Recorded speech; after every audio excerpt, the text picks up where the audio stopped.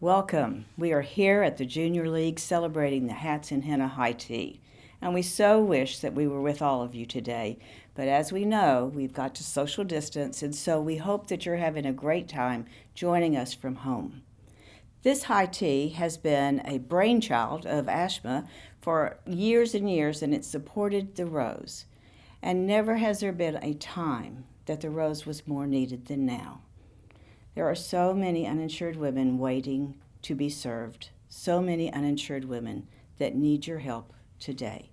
So thank you for being with us. Thank you for joining us at this wonderful event. And thank you, Ashma, for making it possible. Good afternoon. Welcome to our Hats and Henna High Tea. This is our virtual tea party. It's the 5th annual one. And you all are in my hearts, even though you're not with me. I just wanted to tell you that we are so excited about this tea party today because we have many things lined up. So we can sit back, grab your cup of tea, and also your snacks, and we will get going. Please do post your pictures on the link that we have provided. Well, I hope you guys are enjoying your tea at home. And I wanted to share with you, how did this tea party actually start? I am now 11 years breast cancer survivor.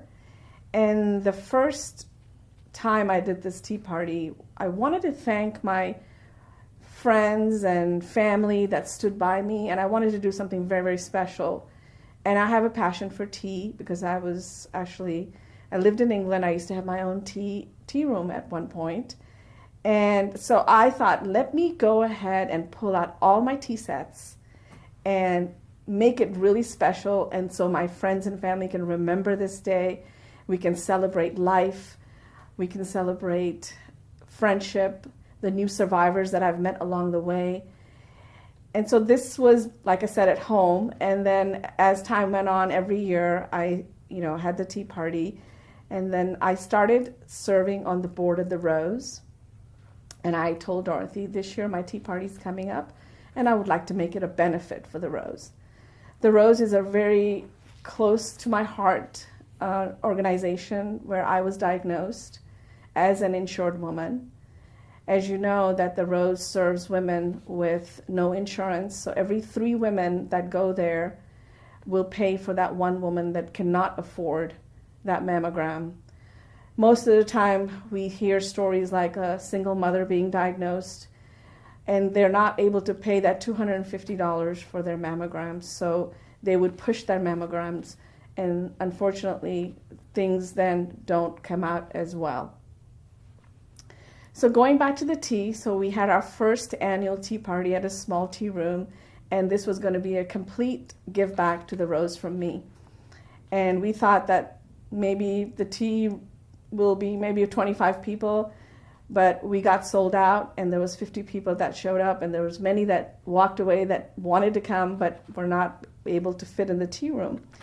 So Dorothy at that point told me, I think we should change the venue for the next year. So we decided to have it at a different venue. And sure enough, that second year, it was a sold-out event. And we raised quite a bit of funds, double the amount from the first year. We went ahead and did it again at the same venue. Same problem was that people wanted to come, but there was no space available. So this tea party has become such a special moment for me, really, where I get to see all my friends and have a conversation with them. I try to bring awareness about one particular subject that each cancer survivor goes through while they're walking this journey. Last year we were here at the Junior League, and we were able to celebrate many, many survivors and recognize them. Today I have a very special friend, Ronnie Pace. Thank you. Welcome, Ronnie. He is a 2-time breast cancer survivor and was diagnosed in April 2013. Brought home the reality that men can indeed have this disease. A second lump found 2.5 years later after his first diagnosis. After receiving the shocking diagnosis, Ronnie devoted himself in learning more about this disease. Ronnie devoted his time campaigning to bring awareness in male breast cancer, and he is a charter member of MD Anderson and with the Patient and Family Advisory Council, and he has also helped form a male breast cancer support group at the hospital. Correct.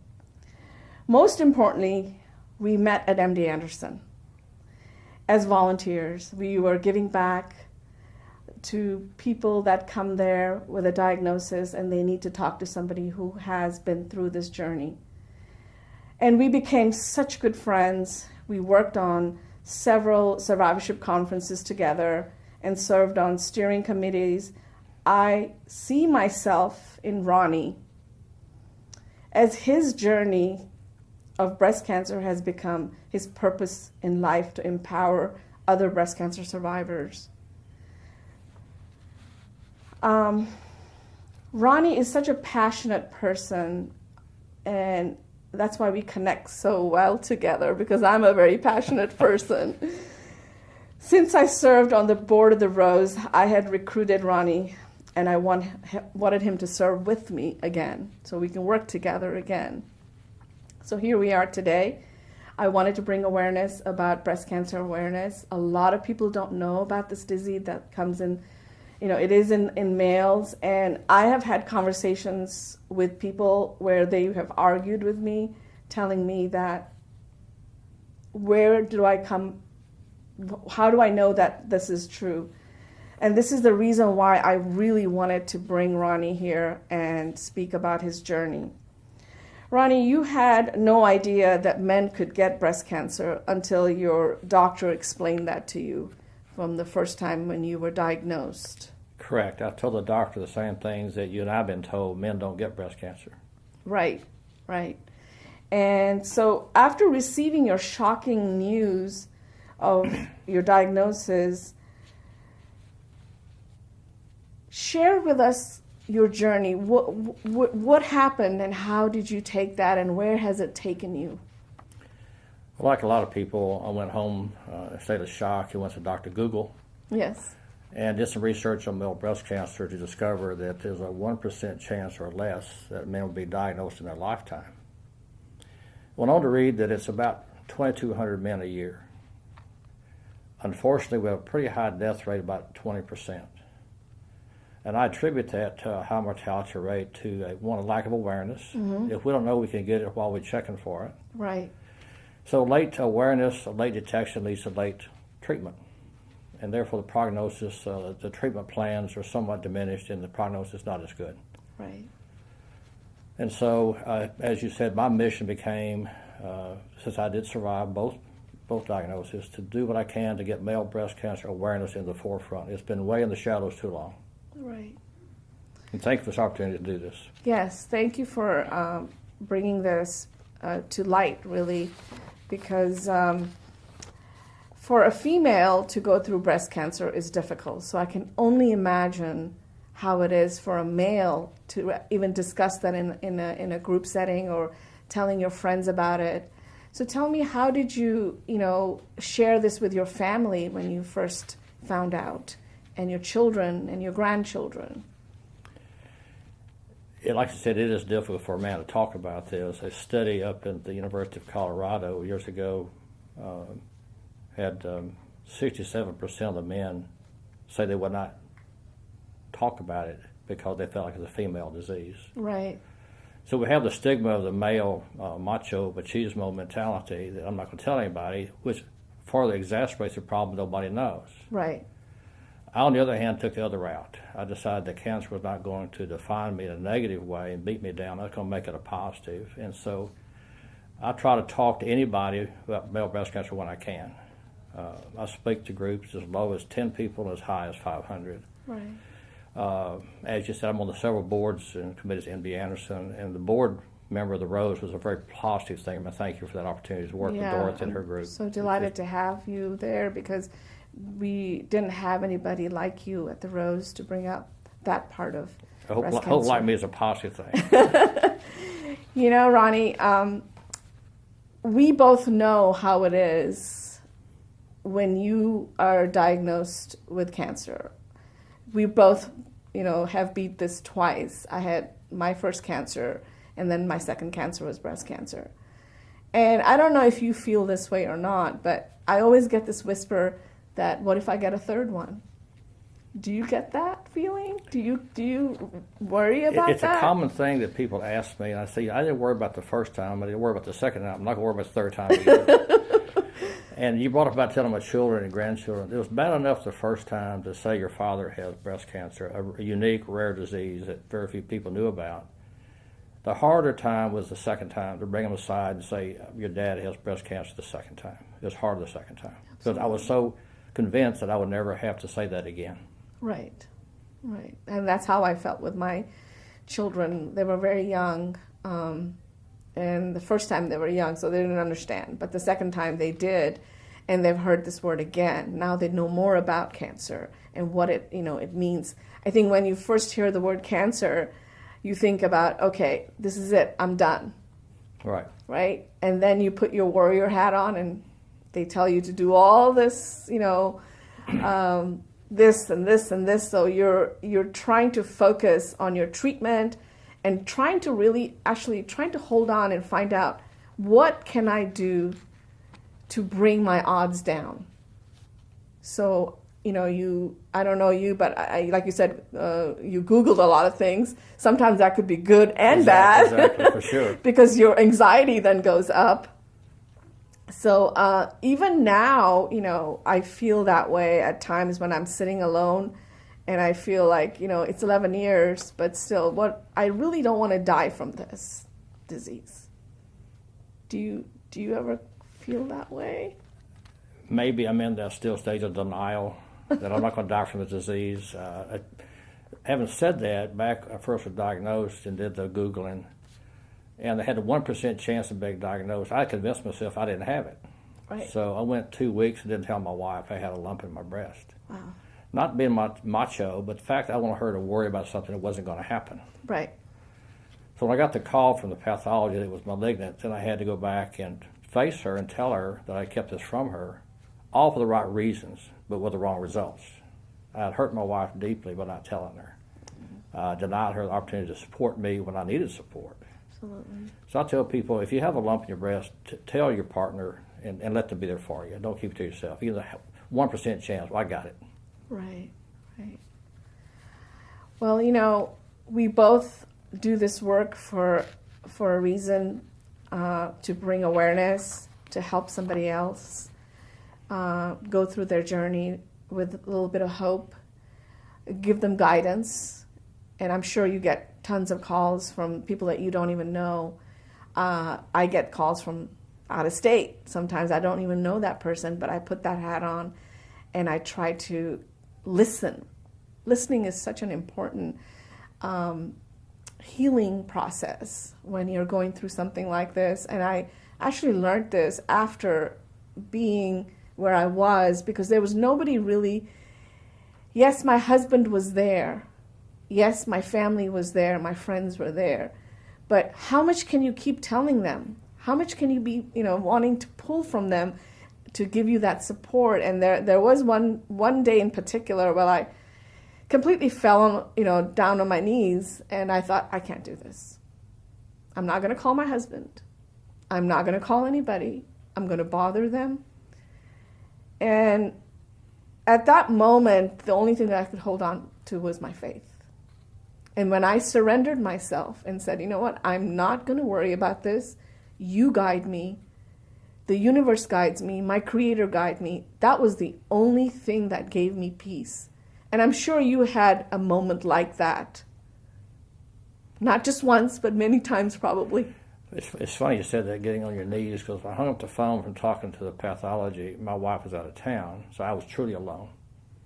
And I got on my knees that very moment and asked God to guide me and direct me into, let this be something positive. That's right. Don't let it be a negative in my life. And so I was treated, released. My OnCo score, my DNA score was so good, I didn't even have any chemotherapy, no radiation therapy the first time. So I walked around thinking I'm one and done. And I was a DNA poster boy for MD Anderson. And then 2.5 years later, I'm doing a video for a male breast cancer support group. And it told me to take off my shirt and put my hand underneath the mastectomy incision. And when I did, my fingers landed on the second lump. Shock, just almost fell to my knees and just disbelief. But I remember what I asked for was to make this a positive, so I figured this is just another step in the journey. So Right. you pick it up Right. and keep on going. Exactly, and that was also another moment that I promised myself that if I can get through this journey, it was time for me to give back to other people. That moment was my moment, my need, my way of recovering from this. But now whenever I talk to a breast cancer survivor, again, I listen to them because it's their moment now. And I try to give them as much hope as I can and then leave it to them because usually you can sort it out. If you really, really want to sort it out deep down inside, you will sort it out. And I always let them know that whenever you get to that moment where you just need to pick up the phone and call me, I'm here for you. And letting them know that makes a huge, like a burden relief off of their shoulders. Like somebody understands me. They're talking my language. Yeah, and people say, well, what did you get out of this thing? I said, well, the fact I'm helping someone get through the journey, but the truth is we're helping ourselves. Exactly. It's- We are. And so it's a healing process we continue to go through each time we help somebody because I feel more healed each time I talk to somebody. And people have told me before about the numbers being so small, 2,200 men a year, 500 die. Compared to women with breast cancer statistics, it's a minuscule number. Right. Y'all got 270,000 diagnosed, 50,000 die. I said, I don't disagree with the numbers. Mm-hmm. But what I want you to share with me is that it's an important number. It is. Because that number is somebody's husband, son, father, grandfather. If you're one of those people, it's an important number to know that it's important that we find some way of getting the news out to the public so men can be aware of that lump in their breast, that discharge from their nipple, that enlarged lymph nodes. There's a reason for that. Check it out. Don't just ignore it. Right. And that's another thing I think it is our responsibility as parents to teach our children what is normal on their body and what is not. So get familiar with your body. How many times do we not check our back or feel our hands for any lumps because there could be lymphoma there? And if you can do that, it's part of preventing the disease. Prevention is the key to survivorship, I really think. And I don't know how many times I've talked to women where they don't want to do their mammograms, and I had to literally put them in the car and take them because they were afraid. Right. Right? And phone calls like you get and I get from men, like you said, they just want somebody to talk to. We do very little talking, we do most listening. Right. But when they hang up, they have a sense of they're not alone, that there's hope. Because we hear that you've been around 8 years with the survivor, and the things that happened to me on the second diagnosis was another round of surgeries. Mm-hmm. But they changed my medication to an aromatase inhibitor, and then they did 33 days of radiation. So people ask, what's radiation like? They ask you what chemo's like. Doctors are great, but doctors have a different set of answers for the patient that we have. Exactly. But we're one of them. Right. Right. And so it makes them feel so much more, I think, at peace that we can beat it too. Absolutely. Absolutely. And going back to, how much hope it gives you, when I used to volunteer at MD Anderson or when I go to the Rose after we have our board meetings, at times I feel sad that if I heard a story or if I talked to a patient that just brought me so down and really, but there were days when I just wanted to celebrate because I listened to that person, and when that person came in to that room where I was, volunteering, they didn't have a smile on their face. Right. But after they left, after we poured that cup of coffee or tea for them and sat down and just asked them, how is your day today? And that's all they needed. And it all comes out. And it's such a beautiful thing. That's a human touch that we can give each other. And this is part of healing. There's so many ways of healing. Yes, your family, your friends, but it could be that one person that makes a huge difference for you. And that's what I've always hoped that if I could help one person, my job is done. Absolutely. And so it's not how many people we help, but it's the people that are willing to come to us and trust us with information who makes their day better. It's just something that I want to continue to do as long as I can. Absolutely. I had no one to call when I was diagnosed. It's not that many men to call. Right. Well, like you, I've had calls from different states, and I had one man call. He was crying on the phone. For a man to cry, that's a big deal. Mm-hmm. And when we hung up, he was laughing and joking and going on. So his day became a whole different day than when he called. It made my day. Absolutely. It was more hope for you. Exactly. In many ways. And so if we can help other people with what we're doing, it's why I'm so proud to be a member of the Rose Board. Thank you for that, and thank you, Dorothy, for having this vision 30 years ago, who's screened over 500,000 women. Absolutely. Holy cow. Yes. What a legacy that we is. are both so proud of being part of the Rose. I am a big advocate because being a Muslim woman in the Muslim community, I am blessed in many, many ways because I have actually broken the ice for our women to talk about breasts.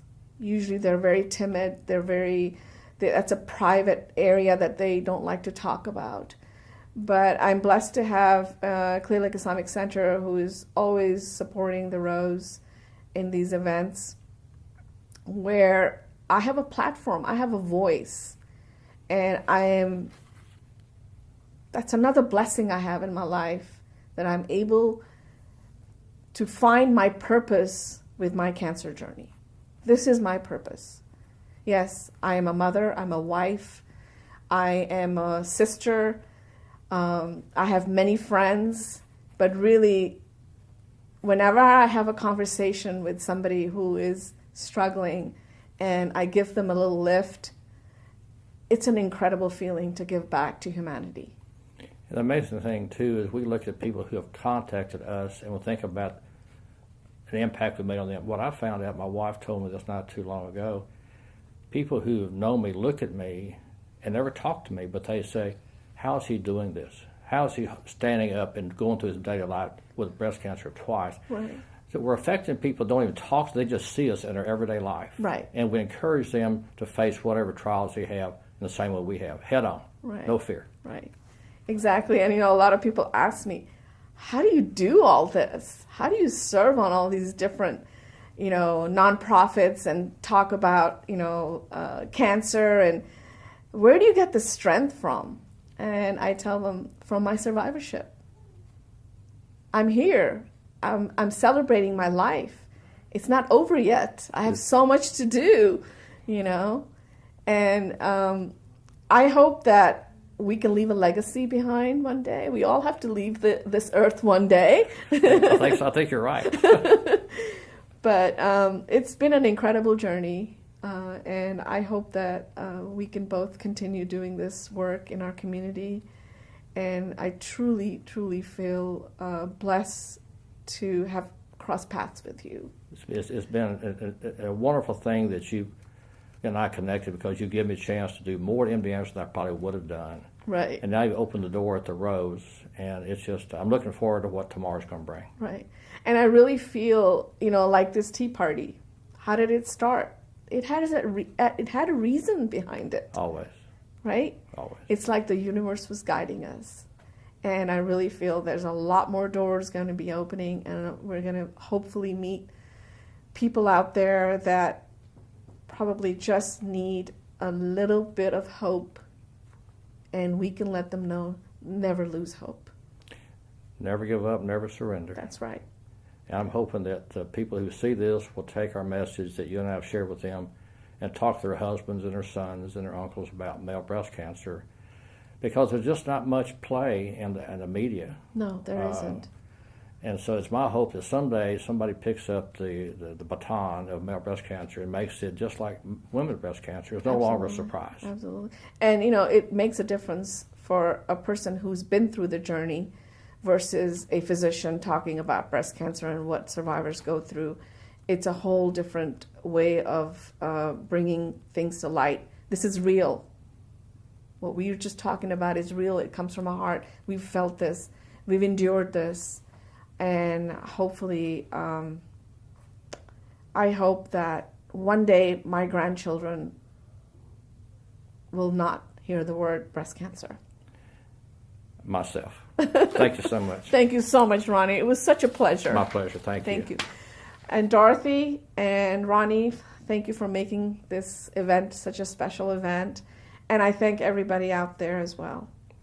I am Dr. Claudia Coates, and I'm the lead radiologist at the Rose.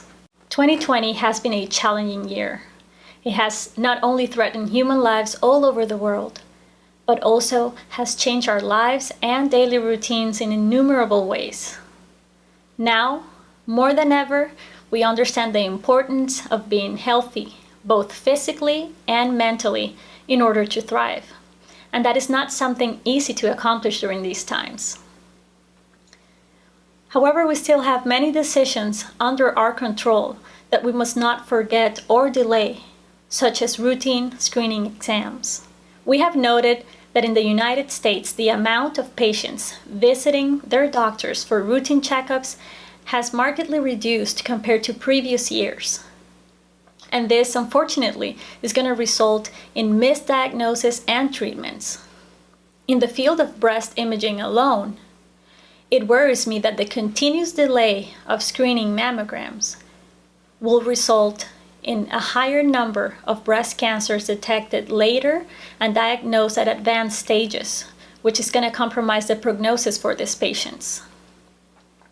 As the time passes, we continue to learn more about the current situation, and at the Rose, we have established precautions to ensure our patients and our staff feel as safe as possible when they visit our facilities. Thanks to the efforts of our employees, our doctors, our donors, and more importantly, our patients, we're able to continue to serve many women regardless of their ability to pay. We're true to our mission, which is that no woman has to die because she has no access to a mammogram. As a physician, I am proud and thankful to be able to provide high-quality care and serve these people who need me the most. And I am grateful for those who care and share the mission of the Rose with us. We can see the consequences of the COVID-19 pandemic in our community. Many patients have lost their health insurance, which means that our impact can be and needs to be stronger in order to be able to provide care for them. This is why I want to encourage our patients to continue their routine screening mammograms.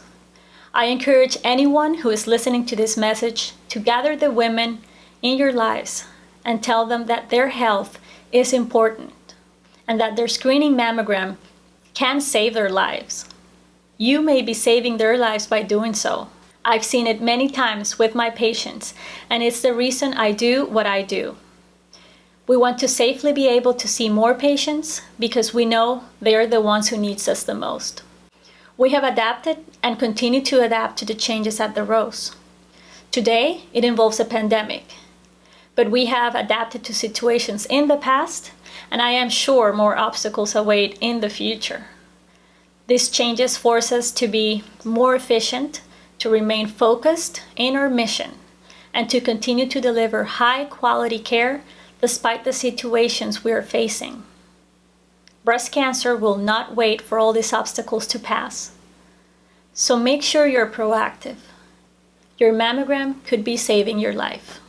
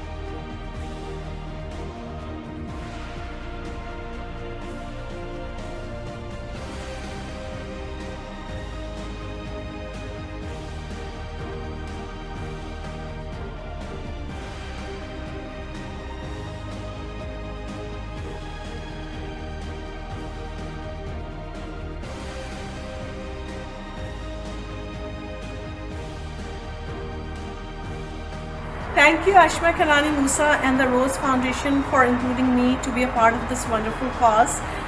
Hope you all enjoyed the show. Please help and support this wonderful event. Thank you so much. Wow, I can't believe we have to wrap up this tea party today.